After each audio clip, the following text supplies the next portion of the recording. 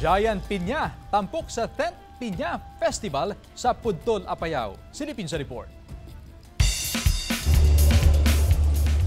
Tampok ngayong International Pineapple Day ang Piñatastic na obra ng mga taga Pudtol, Apayao. Yan ang kanilang giant piña installation na may taas na mahigit 32 feet at lapad na 11 feet ayon sa Pudtol LGU. Galing sa mga inani ng mga magsasaka ang halos 3,000 fresh piña na ginamit sa heavy-gut na obra. Bahagi yan ng pagdiriwang ng 10th Piña Festival ng Pudtol na ayon sa kanilang tourism office ay sikat locally para sa kanilang sweet pineapples.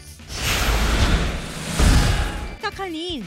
Yan naman ang bida sa Linubian Festival na bahagi sa selebrasyon ng 442nd Agaw-nak Cagayan. Naglaban-laban ang iba't ibang grupo para ipresenta ang kanilang pinakamasarap na bersyon ng Linubian. Kampyon sa kompetisyon ang gawang Linubian ng mga taga-Lalo na talaga namang espesyal ang pagkakagawa. Nagsagawa rin ng Linubian Skit Contest. Ang paggawa ng Linubian ay isang tradisyon ng mga Ilocano. Karaniwan itong gawa sa dinikdik o binayon na nilagang kamoteng kahoy o saging na saba. Take a break muna sa bukid ang mga kalabaw na ito. Abay, karerahan ang sinalihan.